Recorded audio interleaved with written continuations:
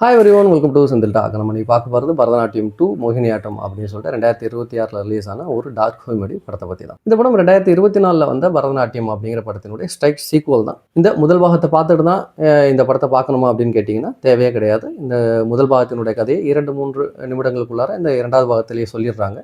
சொல்லலினாலும் டைரெக்டாகவே பார்க்குற மாதிரி தான் இதனுடைய திரைக்கதையை வந்து இவங்க அமைச்சிருக்காங்க. இந்த படம் எப்படி இருக்குது அப்படின்னு சொல்லிட்டு இந்த வீடியோவில் பார்க்கலாம். நம்ம சேனல் இது வரைக்கும் சப்ஸ்கிரைப் பண்ணல அப்படின்னா சப்ஸ்கிரைப் பண்ணிங்க.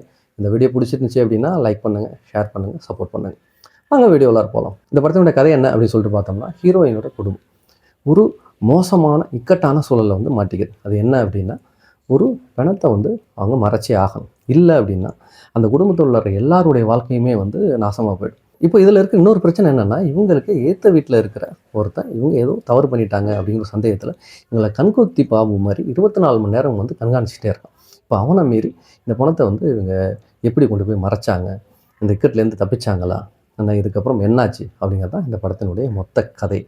இந்த படத்தினுடைய மிகப்பெரிய பலம் என்ன அப்படின்னா, இதே மாதிரி ஒரு மோசமான இக்கட்டான சூழலில் ஒரு சாமானியமான குடும்பம் வந்து மாட்டிக்கிட்டால் எப்படி செயல்படுமோ, எப்படி வந்து திங்க் பண்ணுவாங்களோ, எப்படி அவங்களுடைய நடவடிக்கைகள் இருக்குமோ, அதை அப்படியே தத்ரூபமாக வந்து இந்த ஸ்கிரிப்டில் வந்து கொண்டு வந்திருந்தாங்க. அது படமாகவும் வந்து சூப்பராக வந்து எடுத்திருக்காங்க. ஒரு விதத்தில் பார்த்தோம்னா திருஷ்யத்தோட ஸ்பூப் மாதிரி இருக்கும். ஏன்னா திருஷ்யமும் வந்து கிட்டத்தட்ட இதே மாதிரி ஒரு கதை தான். ஆனால் அதில் ஹீரோ வந்து பயங்கர ப்ரில்லியண்ட்டாக இருப்பார், பயங்கர புத்திசாலியாக இருப்பார், நிறைய விஷயங்களை வந்து ஸ்மார்ட்டாலாம் பண்ணுவார். இதில் அதெல்லாம் கிடையாது.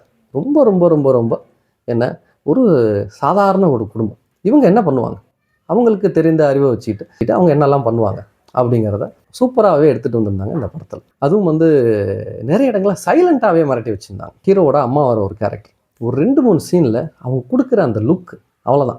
அந்த லுக்குலேயே வந்து அப்படி ஒரு ஹிலாரியஸான மூமெண்ட்டை வந்து கொடுத்துருப்பாங்க. அதேமாதிரி சுராஜ் ஒரு சில சீனில் தான் வந்தாலும் கூட அவருக்கு ஒரு கட்டத்துக்கு மேலே லுக் ஒன்று இருக்கும். அந்த லுக்கை வச்சுட்டு ஒரு 2 சீனில் அப்படி வந்து மிரட்டி விட்டுருந்தாங்க.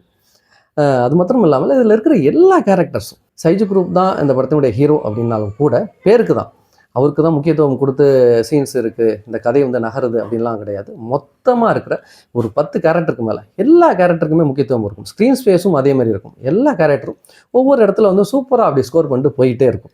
யதார்த்தத்தை மீறிய ஒரு கேரக்டர் அப்படின்னா அதில் இருக்கிற ஒரு சிஐ கேரக்டர் ஒண்டியும் தான், அது ஒண்டியும் தான் அப்படி இருக்குமே ஒழிய மற்றபடி மீதி எல்லா சுச்சுவேஷன்ஸும் எல்லா இடங்களுமே வந்து அவ்வளவு நேச்சுரலாக வந்து கொண்டு வந்திருந்தாங்க. அதே போல் இதில் ஹீரோவோட அம்மா அந்த ஊருக்கு வந்த உடனே நிறைய பேர் அவங்கள வந்து அப்படியே வினோதமாக பார்த்துக்கிட்டே இருப்பாங்க. ஏன் பார்க்குறாங்க அப்படின்னு சொல்லிட்டு எதுவுமே தெரியாது. இதற்கு ஒரு எக்ஸ்ப்ளனேஷன் வந்து பின்னாடி வந்து வரும். அதுவும் வந்து ரொம்ப ஹிலாரியஸாக சூப்பராக வந்து ஒர்க் அவுட் ஆகிருந்தது. அந்த கோயிலை வச்சுட்டு ஒரு தீம் மொத்தமாகவே அந்த தீமும் வந்து அப்படி வந்து ஒர்க் அவுட் ஆகிருந்தது இந்த படத்தில். மொத்தமாகவே இது ஒரு அற்புதமான பிரில்லியண்ட்டான ஸ்கிரிப்ட், சூப்பரான ஒரு படம்.